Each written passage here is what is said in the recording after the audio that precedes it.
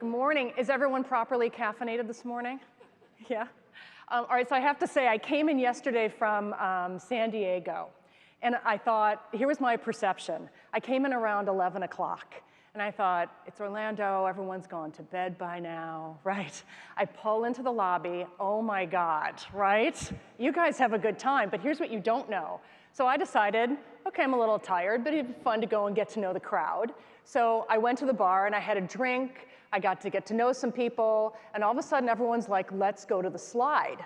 So we went outside. Did you guys hear this around 1:30 in the morning, 2 o'clock? There were about 40 of us that went down that massive slide. Did you guys hear that? Yeah, I'm kidding, that didn't happen at all. But that would have been fun. That would have been fun. I took a picture of it for my kids, and I hope I'll do a good job today and we can come back here again and actually make that happen. Would you guys do that with me if we did it? Okay, that did look fun, I have to say. So I didn't get to slide, but we'll have a good time today. I thought we could shake it up this morning, because I know this is day 2, and get everyone energized. So I've got about 700 PowerPoint slides I thought we could go through. Does that work for you guys? Well, let's get into it. Let's talk about a culture of change. And I know you had a lot of talk about innovation yesterday, and I have a very simple goal. I want to talk to you about how to create more space for change and innovation, because it's important for you going forward for your success. Right? Change is really important. It is not an easy thing to do. It is not an easy thing to do, and it's certainly not easy to create a culture of it. And I'll tell you why I think that is. The first reason, I think, is that the definition of change has changed, right? In the last 10 years, think about it, right? In the last 10 years, it used to be change was about doing something new, right? It was exciting, it was fun. Now, I think when people say or hear change, they think about new, they think about different, but they also think of taking on more. And with all of us that have a plate that's already full or a really long to-do list, the thought of taking on more is just too much. In fact, a lot of people, either consciously or subconsciously, they resist change as a result. And I really started noticing this with my company. I've got 17 people, so I'm a little bit smaller than your firm. But I've got people around the world. They're in Singapore, they're in Frankfurt, they're in Johannesburg, they're in London, they're around the world. And the reason I tell you this is because their job is to go out and teach people how to anticipate and activate change. That's their job. They're very good at it. And starting a few years ago, they all started coming back from these engagements where executives would bring us in, and they were all, to be honest, complaining about the exact same thing. And it was this: the very people that were bringing us in to help teach change to their teams were the very people that were holding us back from doing it when we got there. You know that feeling? And so we thought, why is this? It was like we were being given this incredible box of crayons, right? We were told to teach people how to color a great picture of the future, right? Have some strategic imagination, but then only color within really specific, tight lines, which is ridiculous because you already know the picture you're going to get. Why bother? And so, I started talking to people and said, why is this change so difficult? And it really came down to this for me.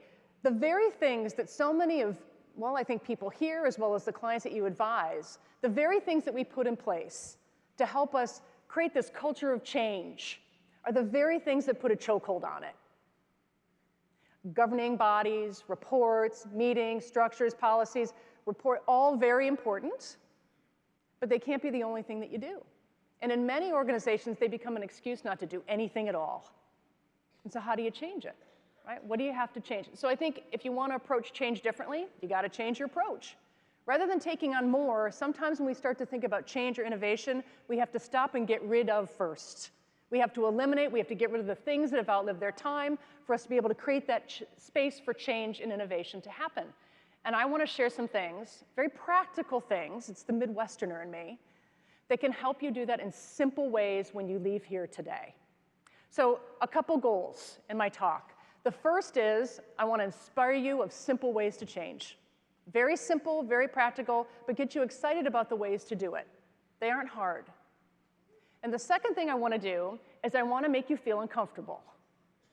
That's probably the most important thing you can do even as a leader, to make people feel slightly uncomfortable. And the reason why is, if I make you uncomfortable, that means change is happening. I'm questioning your assumptions around the way things have to be, and that's the only way that change happens. Right? When we get too comfortable, change does not happen. right? We like stasis, right? It's a physiological thing. That's what humans do. We like stasis. But for us to change, that can't happen. So if I say something today that makes you a little uncomfortable, I want you to ask yourself why. Right? The goal is not to have conflict, but in your company to have contrast, or what I call productive agitation, because that's how change can happen. And that's what we're going to do today. So let's jump into it a little bit here. What I want to do is I want to play a game with you to warm you up, right? To get you started, perhaps get you out of that hangover. I don't know what it is. But we're going to play a game, and this is a futurist game. So my background is that I'm also a futurist, and that is a real job, by the way. There's 3 ways that you can become a futurist. The most popular today seems to be that people just say that they are one, so that's interesting. The second is you can get a certificate in it through certified bodies of futurists, which we can talk about. And the third way is it's a master's in science. You can get your degree in foresight. And many people on my team actually teach it. I don't know if anyone here is from Houston, University of Houston, Clear Lake. They have programs in Manoa and Leeds and Singapore. It's the structured study of how change happens. And there's a way to do it. There is a way to look at how change evolves, and it's probably not what you think. But the key thing that you need to think about, you don't have to get your master's in science. You need to learn how to keep your antenna up. Your job as leaders is to be able to detect the weak signals of change. Right? The things that are boring but important, right? Where the dimmer switch comes up and most people say, whoa, where did that come from? You're already on top of it. So just a quick show of hands here. How many people think that they are good at detecting change? Just raise your hands. Okay. It's usually like 20% of the crowd, so you're on par with everyone. I want to give you a little game called In the News. And this is going to see how good you are at detecting signals of change. It's a Futurist 101 game, and it's fun. Here's how it works. I'm going to read some headlines from the future. I'll explain the headline, tell you a little bit about it, and then you have to think about, is it true or false? Is this really something that's happening today? But here's how it's going to work. If you think that this headline is true, when I read it, you are going to stand up out of your seats and give me jazz hands like this, okay? Like loud and proud, not like this, but like this. If you think it's false, I want you to just stay seated, cross your arms, and look really angry, okay? Can you guys do it? Can you do it? Let's do it. Okay, put stuff down if you're holding your coffee cups, your paper. You're going to get ready to rock and roll. Here we go. All right, let me read the first headline, and then I'll tell you when. Here we go. Jawbone fitness tracker and Redbox movie kiosks, they are innovating people. They are developing retail experiences that are driven by your behavior. Here's how it works. Right? In a pilot just outside of San Francisco, they've rigged certain red boxes that can be attuned to the fitness tracker that they've given to 100 people. The idea is, most fitness trackers it's locomotor activity, or it can be sleep activity. But now we're getting into unstructured data, right? We're getting into things like thoughts and feelings.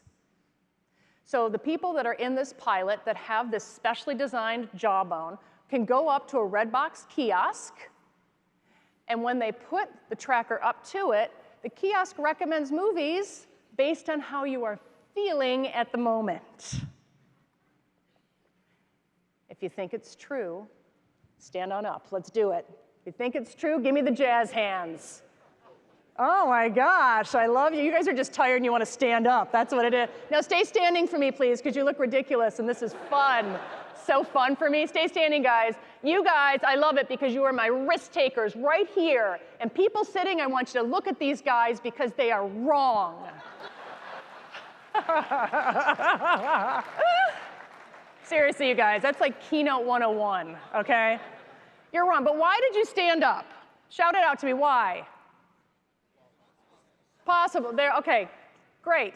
So another thing, futurists will tell you, our job is to help you get out of strategic planning and get into scenario planning, right? There is no one future, so we have to hedge our bets.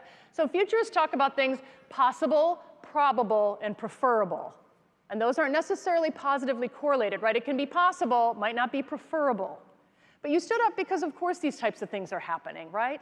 It's like even Dow Egbert's coffee brand, where they even have kiosks in airports where they tested having facial recognition software. So the minute that they could actually detect a yawn, they could dispense a coffee before you even knew you needed one, right? These kinds of boring but important things are already happening. And the reason why you need to think about it is for a leadership perspective. This isn't about B2C stuff or B2B stuff. This is going to be about cultural stuff, right? So it's your insurance adjusters that now will have some type of wearable that can capture things right away on claims, or it will be guys on oil rigs that can detect safety checks to prove that they did them, or it'll be people like that work at chemical companies or in pharmaceuticals that back in the lab, they can record their process steps when they're creating chemical compounds and really get to R&D faster and blah, blah, blah, blah, blah. So that's where this is going. Isn't that great? Isn't it efficient? That's what you say as a leader. This is efficient. This is going to make us work so much better together. And the people that work for you say, oh my gosh, now everything is transparent. Now I'm accountable. Now I can more easily get fired. So this is what I want you to think about. Everything has a good and an evil to it, right? If we're talking about wearables and devices, when you think about your own culture, or even for that matter, if advising your clients, what is the implications of? That's what we think about as futurists, the implications of. Not only how can this help business, but what is the implication culturally when everything becomes more transparent and accountable, right? How would you feel if all your movements were tracked? Okay. I want most of you to feel better about yourselves, so I'm going to do another headline, okay? Here's another one for you. So BMW has partnered with USC, University of Southern California, to create a car with over 300 sensors. The goal of this car, the purpose of it, is to make the drivers healthier. That's what it is, make the drivers healthier. If you think it's true, give me jazz hands. Stand up, let's do it.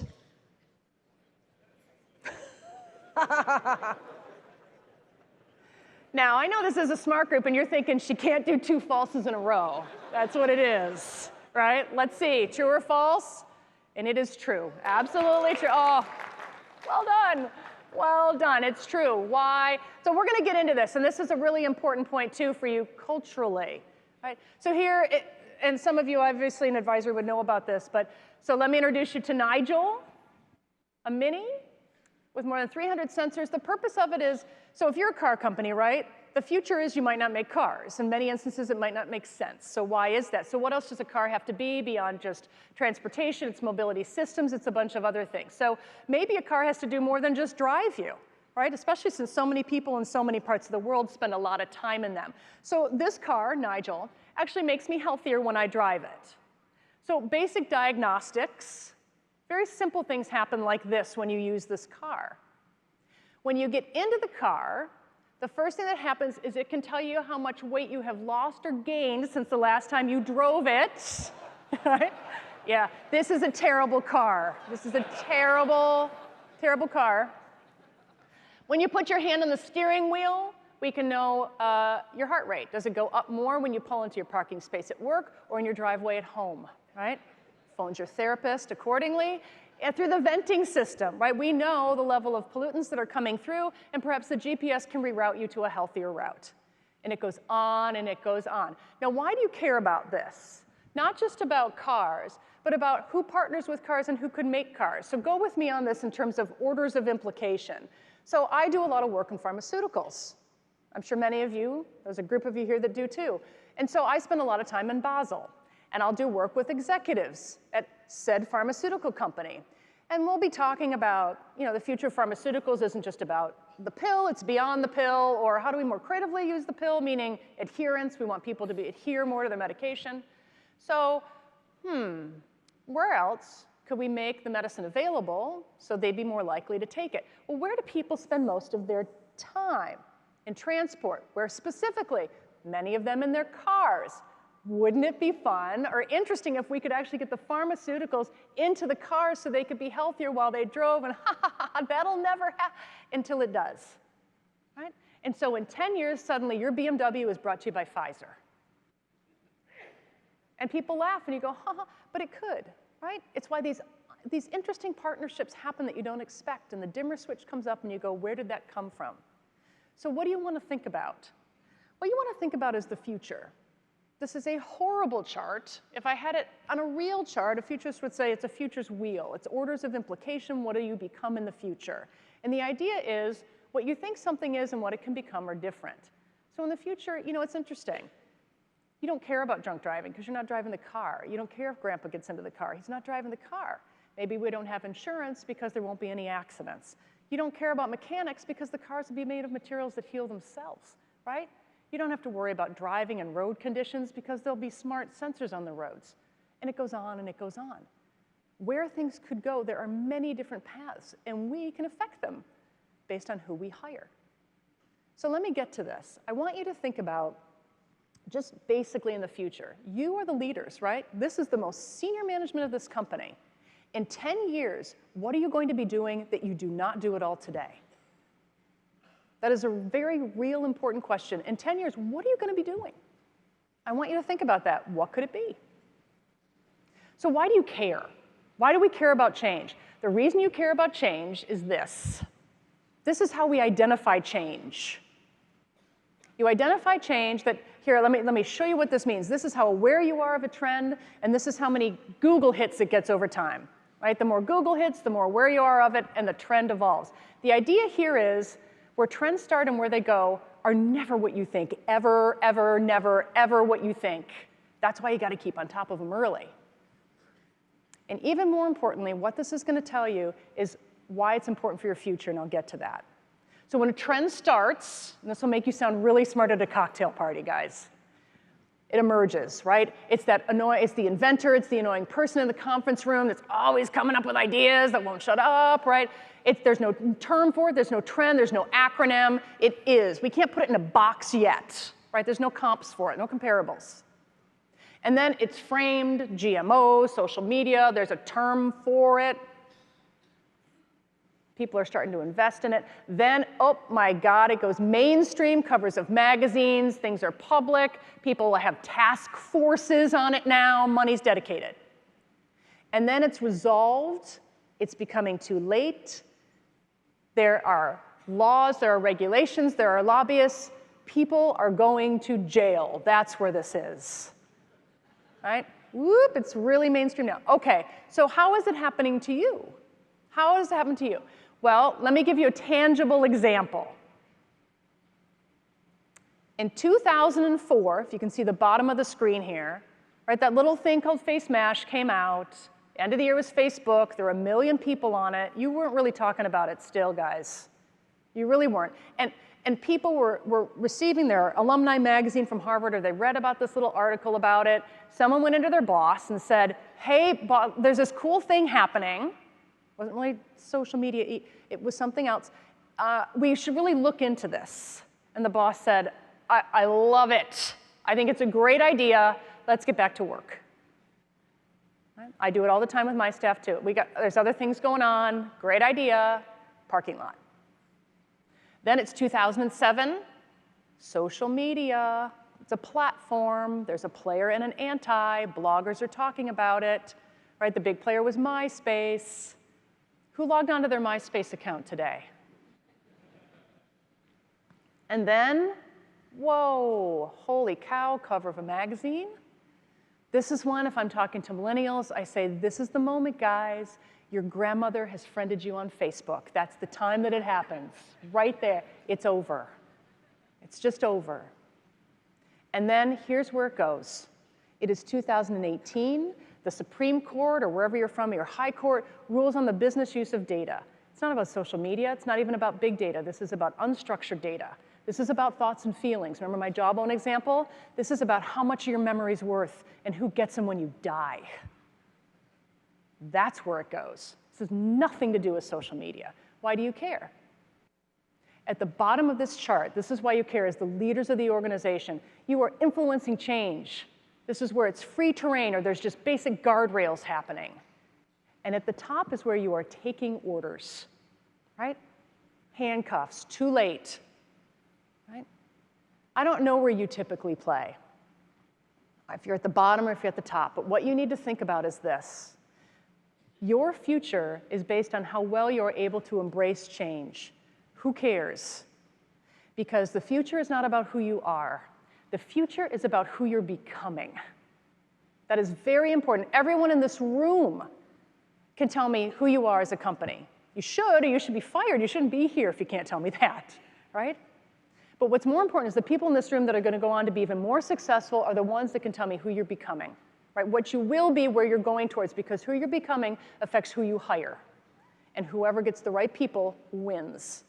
It's why oil and energy companies are thinking about just not extracting energy, but growing it. And that means they don't have to hire geoscientists anymore, but bioscientists. And guess what? Not only are there not enough of them, but now their main competition for talent are pharmaceutical companies.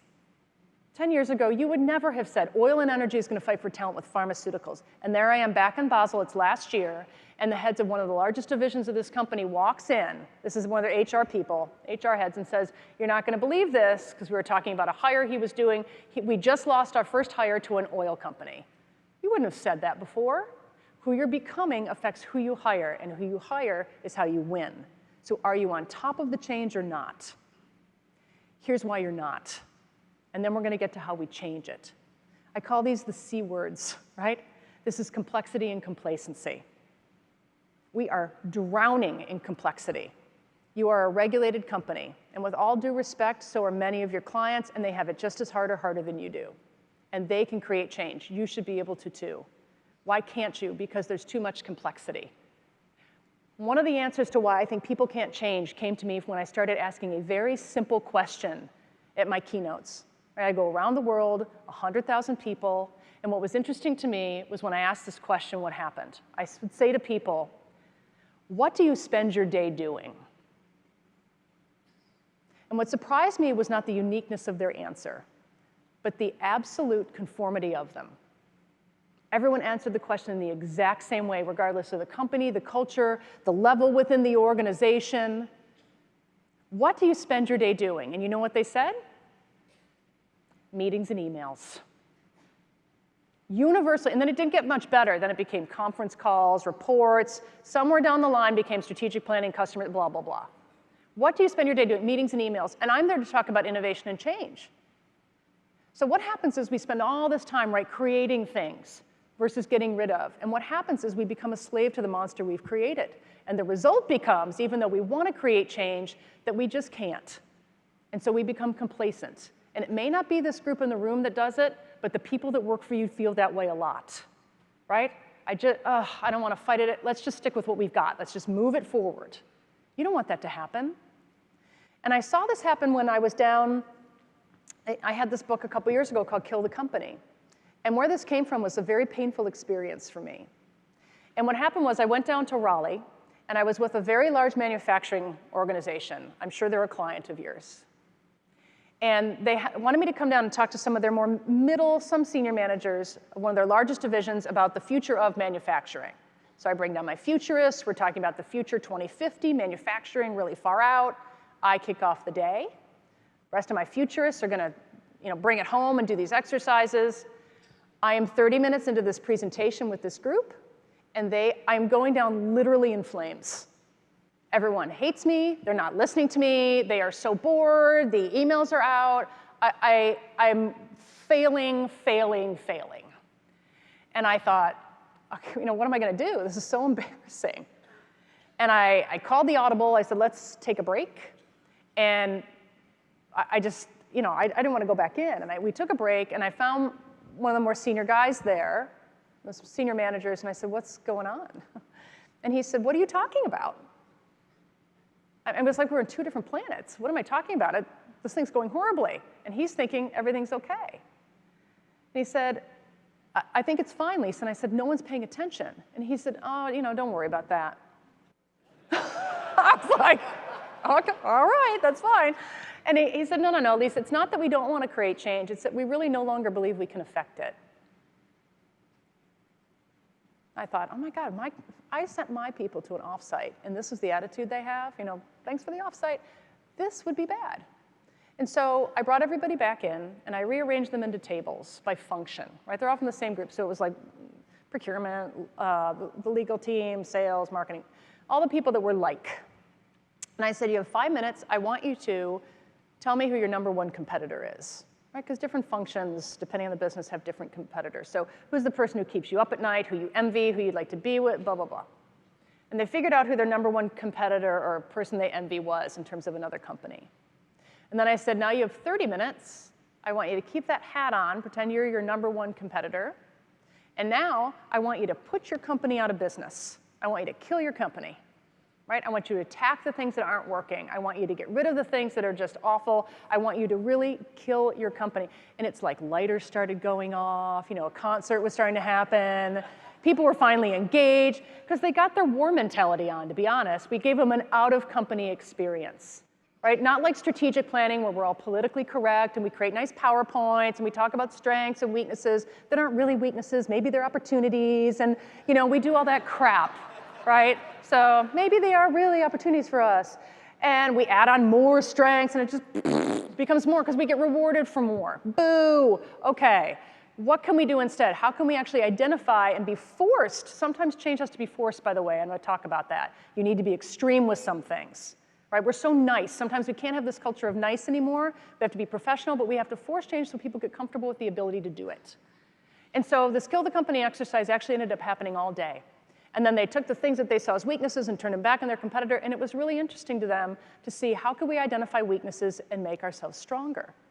So I want you to ask yourself, if you could kill your company, how would you do it? If you were with your team and you identified your #1 competitor, how would they put you out of business? And how can you start fixing those things right now? Here's why you might not do it, or the people that work for you won't. And this is what we're going to change. I think there's 3 things we got to change in terms of values, right, to create this culture we want. And I'll be curious later. I'm going to give you my email if you tell me which one of these things really resonated with you, if not all of them. So the first thing in terms of what we value is I think we are not grooming leaders in companies. I think we are grooming managers at best. Frankly, I think we are grooming professional skeptics. People are really good at the senior levels of telling me what is wrong with something before they can tell me what's right. And that's fine. It can't be the only thing you do. The second thing is I think we really, really, really love process versus culture. We love systems. They're measurable. They're hard. They're easy to hide behind. Culture is not. And culture is about who you're becoming and who you hire. Those are the softer skills. And we as managers have to really get comfortable with that. And the final thing is an addiction to doing over thinking. And I am guilty of this. I love to do. Right? And I always say I wish I had more time to think. In fact, I think in most companies, thinking is a daring act. Thinking is a daring act. Think about it. You've got Bob. He's sitting in his office, and he's looking out the window, and he's just smiling and thinking. And you go to Bob's office, and you go, hey, Bob, what are you doing? He goes, oh, sorry, I was just thinking. What's the first thing that pops into everyone's head? Get back to work, right? What are you doing? What are you doing? And one of the favorite things that happened to me, I tell this story, but I just love it so much. I sit on this advisory board with scientists, and I love the scientists. The geeks are my peeps. I love them. They create tomorrow today. They are my rock stars. And at one of these advisory sessions, we kicked off with cocktails, like you guys did last night. No water slides, though. And I was talking to one of the neurologists. I like the neuroscientists. And I was telling him how I thought thinking had become a daring act, right? And he, usually a very introverted group, he was very introverted, and suddenly he got really engaged with me, and he said, oh my, I couldn't agree more that thinking is a daring act. It's a daring act, and the brain is the most amazing organ that we have. It starts working from the very moment that we get up in the morning, and it doesn't stop until the very second that you set foot into your office. And I said, all right, I think that's the one joke he has, and I loved it. I loved it. How are you going to change this, right? How do we change this? I want you to be honest about change, and I'm going to give you a quick little quiz. You can do this in your head, but if you have a piece of paper, you guys get it out for me, okay? I'm going to give you 8 statements, and I want you to think about within the organization that you run, how many of these are true? How many would you answer yes to? This is about who you're becoming. We got to get honest about change first. Here we go. I'm going to read these statements. See if you answer yes or no to them from the organization that you run or you sit within every day. Number one, people in my part of the organization, they think about how to push boundaries of what's possible. They challenge the status quo to push us forward. Number two, at all levels of your group, not just you guys, our employees are comfortable asking provocative or unsettling questions to stretch thinking. Number three, people in my organization can think on their feet. When they're faced with challenges, they nimbly change direction. Number four, our employees do not give up easily on their beliefs or their ideas when they encounter some kind of pushback. They see them through. Generally, they see them through. Number five,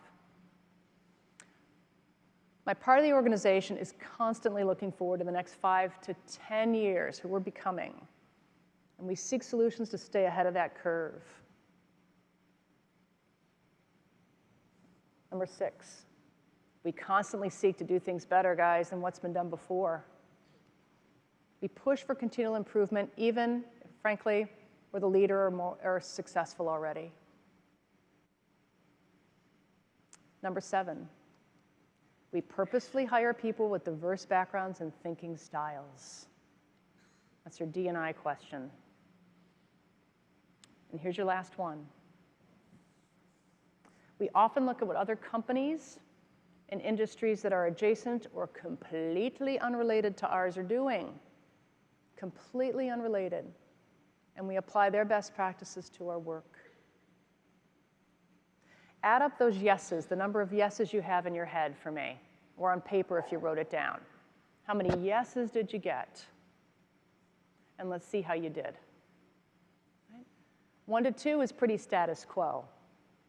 3 to 5, you're taking risks. There's usually pockets of that in big companies. And the last is you're a risk taker, 6 to 8. What do you think the average number is when I give this quiz all over the world? Shout out to me. What do you think?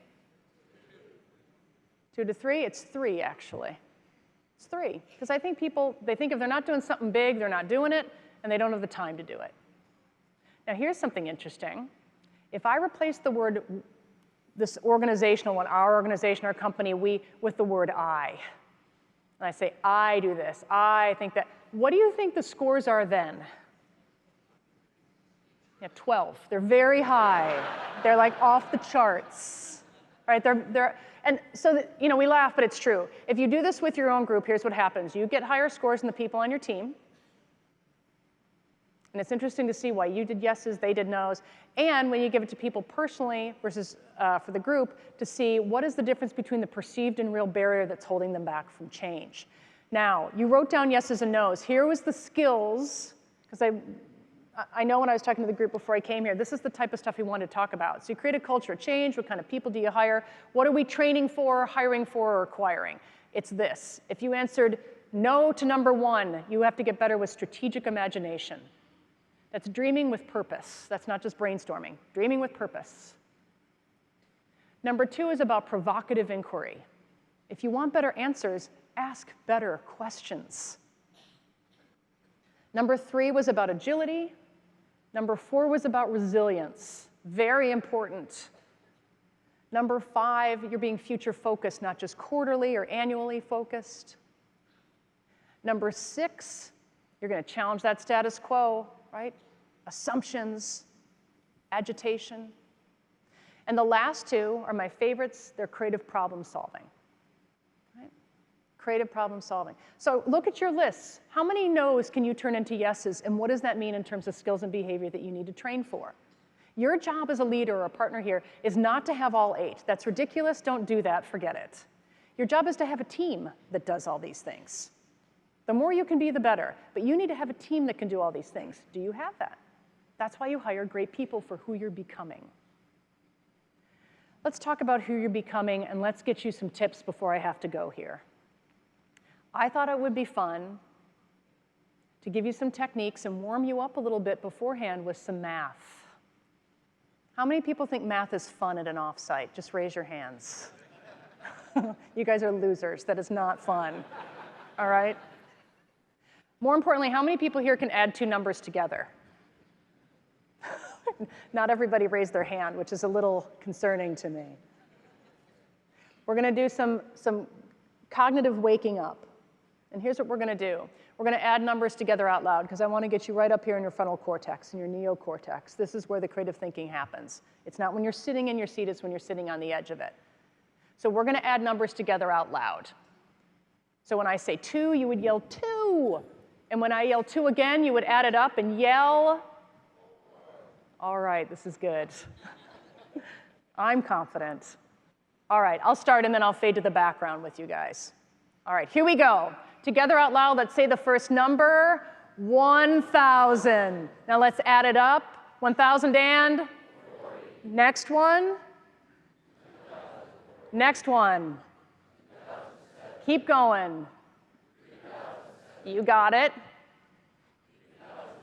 Great, next one. And our final.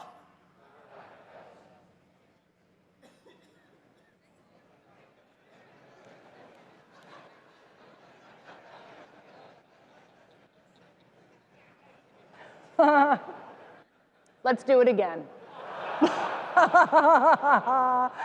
I will say I have a special appreciation for, I did hear a couple 6,000s, and I love you guys. That's special. That's special. So, all right, what happened? What happened?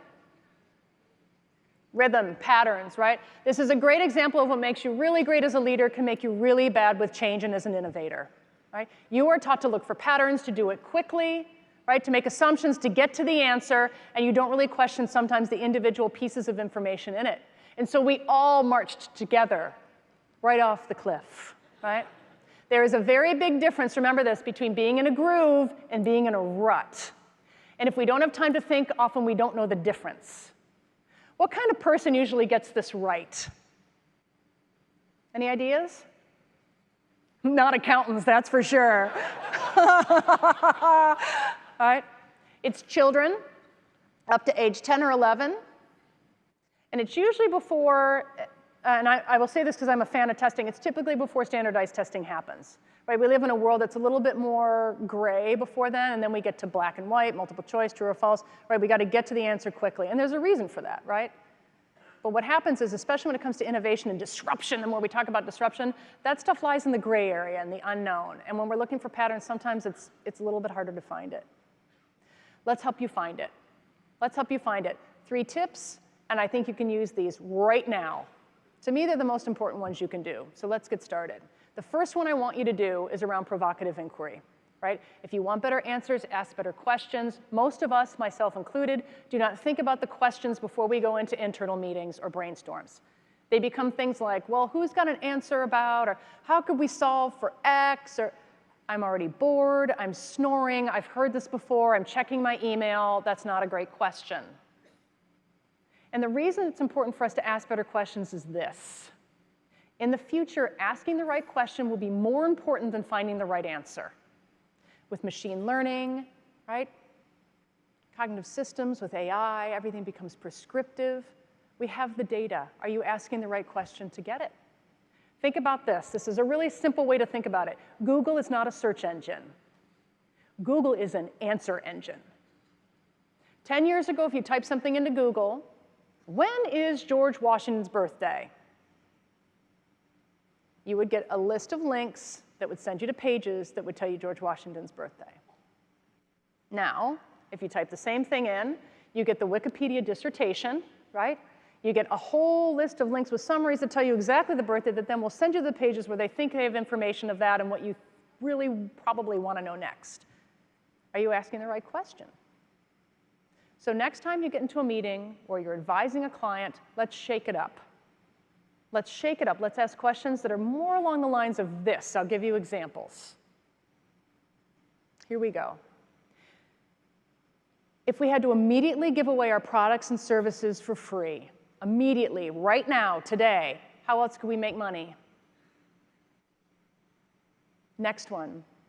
What question would you love to ask your customers or even the people that work for you, but you are too scared or embarrassed to ask it? You've just written a tell-all book about the organization. What secrets does it reveal? It's a great culture question. Or a more obvious one. You're your top competitor. What 2 things are you going to do to put yourself out of business? So for your flight home, right, or your quiet time on your balcony later, what killer question would you love to ask? Just for yourself, what killer question would you love to ask? Here's the next one. This will be your favorite tool, and I'm going to tell it to you through a story. Some of you might have heard, but I learned this story from an engineer, a nuclear engineer that I was talking with in Germany. And we were talking about his culture, why it was so hard to change. And he said, I'll tell you exactly why it's hard to change. And he said, there was a scientist, and he had 10 monkeys in a cage. And he was going to perform an experiment. So one day, he put a banana on top of the cage. Of course, all the monkeys scurry up to get the banana. One of them gets it, is really excited to eat it. And then he douses with a pitcher of water all the other monkeys that are in the cage. They're soaking. They're mad. Next day, same thing. Banana on top of the cage. All the monkeys scurry to get it. One of them gets it, and he pours all the other monkeys with water. And they're mad. And by the end of the week, any monkey that goes for that banana, all the other monkeys pull him down. So the scientist said, these guys are smart. I'm going to shake it up. Every week now, I'm going to take one of those old monkeys out and put a new monkey in. Next week, on that Monday, he does it. Old monkey out, new monkey in. What's the first thing the new monkey does? Goes for the banana. All the monkeys pull him back down. By the end of the week, that monkey knows, oh my God, don't go for the banana.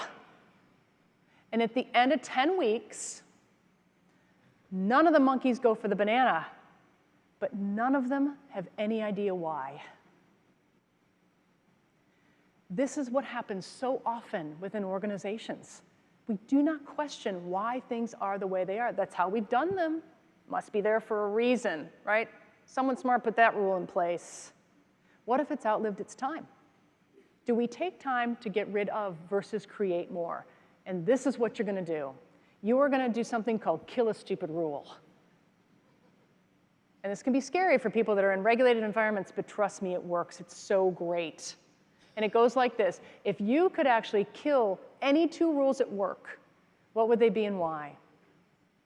And I will tell you, of course, there's red rules and green rules, by the way. Red rules are things that are industry regulated, government mandated. Don't touch them. You'll go to jail. Those are not things you can, they're off the table.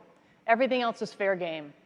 And what people will come up with are quick-win rules, things that they didn't realize had been taken out a while ago, their cultural assumptions, their meetings, reports, annoyances. There are a million things that you can get rid of. How would you do it? And what's fascinating is this is what it leads to, which is making simplicity a habit. This is where things need to go, right? Why am I saying this? I take this very seriously. I will tell you, I'm writing my next book right now on simplicity, and it is the most complex thing I have ever done in my life. It is really hard. Right? Simplicity isn't easy, and nor is change. But this is why it's important. This is the #1 positive reason why it's important. We are drowning in complexity, right? Meetings and emails. I fundamentally believe that people do not get up in the morning and say, oh my God, look at my calendar, meetings, right? What are you doing today? Oh, I've got a day full of email. Nobody says that, right? They get up because they want to create change, they want to move the ball forward, but they can't because they're stuck in the mundane, right? It's this beast that we've created. I believe it is our job, it is your job to have a new code of conduct that we commit to have a new operating principle that focuses on simplification and getting rid of. So next time, with your managers, empower them. Next time a task comes across their desk, tell them that they have to say, is this necessary? And if it is, am I doing it in the way that's most minimal possible and still achieving our goals? Am I doing it with clarity, right? So I'm not using complex language or doing things too long. Am I making it transparent and available to people so more people can do it versus me having this power and control thing?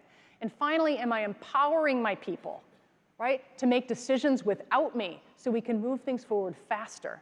And here's why this is important. And many of your clients right now, you are going to hear this. They are creating simplification teams. Some of them have chief simplification officers. And the reason why this is not an efficiency exercise. Sorry, it is not only an efficiency exercise. This is a cultural exercise. If we get the work right, we get the culture right.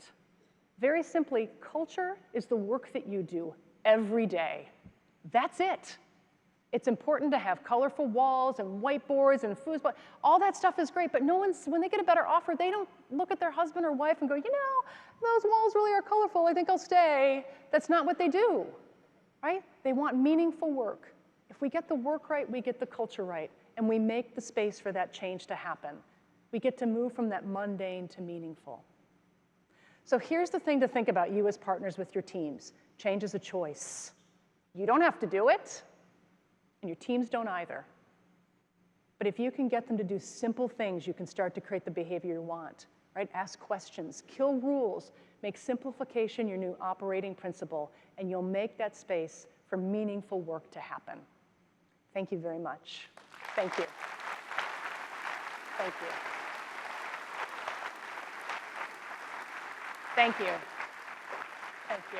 Thank you, Lisa. Thank you. Another round of applause, because I think that was so insightful, engaging. Thank you. A lot of fun. Thank you. Thank you. And man, do we all have poor math skills. That's also what I learned from there. Okay, Lisa, we only have a couple of minutes, I know, but I really want to get to a couple of questions and really honing in on all of these really insightful ideas that you have and fine-tuning them to this audience and this company and where this company wants to go, because innovation is at the core of this company, and they're trying to figure out how to do it in different ways. One of the things that you said struck at me was who you hire becomes how you win. Mm-hmm. So what does KPMG need to think about when they start to think about the people they're hiring, instead of processors, but thinkers, instead of managers, leaders? How do you find those people when you're sifting through thousands of applications out there? Well, finding is one thing, but what are you looking for is the other. So I'll focus just in the matter of time here of what are you looking for. So, you know, the end of that diagnostic that I gave you with those 8 characteristics, there are actually 7 there. Those are important. You have to look at your own team and see where are the holes. I mean, agility and resilience are just core things that people need to have, I think, for innovation to happen. But the other ones, if I had to put up there, are people that are good at creative problem solving, right? They're not afraid to challenge things. And the second thing is the strategic imagination. And the reason why for that is people are going to they're very good at seeing change, or they'll identify a trend, but do they have the imagination to apply it to the business? So those are the types of things I would want to ask people. Like, how do they actually take a trend, and how would they see it, even if it's offbeat, applying to your business? Because that's how you really move things forward. Absolutely. And in terms of what you're doing every single day, you get to go and pull up the hood and check out what's inside organizations and what they're doing right in terms of innovation. Can you give us some case study examples, some things that you think, some big corporations that are doing right that you think are good examples for our leaders to hear? In terms of creating a culture of change? Yeah. Because you have to start somewhere, right? And I think that's the biggest challenge for organizations is, where do I even begin? Well, if I had to say, where do you start, right? Rather than, I can give you a whole bunch of case studies, but I think one of the things is, first of all, is defining what you want.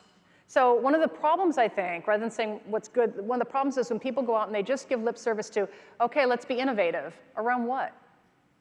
Right? Where do you want it to take us? So I would identify that definition of what that means, and then, quite frankly, I would actually define how much risk people are allowed to take. The ones that are really successful are the ones that can define risk. And I don't just mean what a smart risk is, because people are afraid, by the way. They think if I take a risk and I fail, I'm going to get fired. That's it.